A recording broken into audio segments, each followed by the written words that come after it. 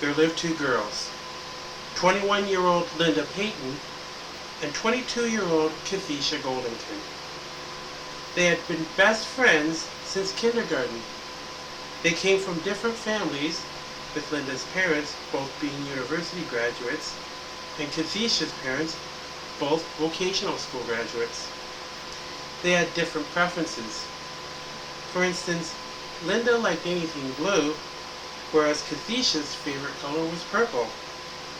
They even enjoyed different kinds of music, Linda being a techno fan and Kathisha enjoying mostly Motown music. Yet somehow they found a way to remain best friends. The one thing they both had in common was that, unlike many of their peers, who tended to hang out at the mall nearly every weekend, if not every day after school, their favorite hangout was the library, particularly the downtown branch of the Boston Public Library. They would read anything that caught their eye, from books about plant life, especially if such information could be found in, like, Encyclopedia Britannica, for example, to literary classics like Jane Eyre and Pride and Prejudice, which Kathisha had read in its entirety at least 11 times throughout her lifetime. By their age, they had read about 75% of what the library had on its shelves. One day, Linda and Kathisha went to the library as usual. It would prove to be no ordinary day there, however, for unlike before, they arrived to find that the entire library was empty to the bare walls. The librarian, 48-year-old Mrs. Helloworth, came out of her office. When they caught sight of her, Linda asked, "Mrs. Helloworth, where is everything?"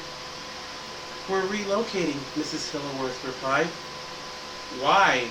Kathisha asked, puzzled.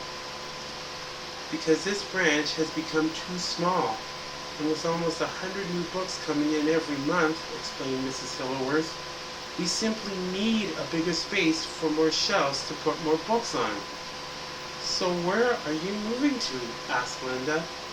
"West Baxter Boulevard," answered Mrs. Helloworth. At that, Linda and Kathisha both glanced at each other, looked again at Mrs. Helloworth, and then they simultaneously squealed, "What?" "I said," Mrs. Helloworth repeated, "West Baxter Boulevard." "But that's where all the snobs live," Kathisha complained. "They won't pay 1 ounce of attention to any library on that street. And what's worse is that they'll bicker and complain about a library being even located on their street," Linda added. "Well," said Mrs. Helloworth, "if it bothers them that much, they don't need to visit. Besides, there are other people on this planet besides them, you know." "You do have a point there," Kathisha said.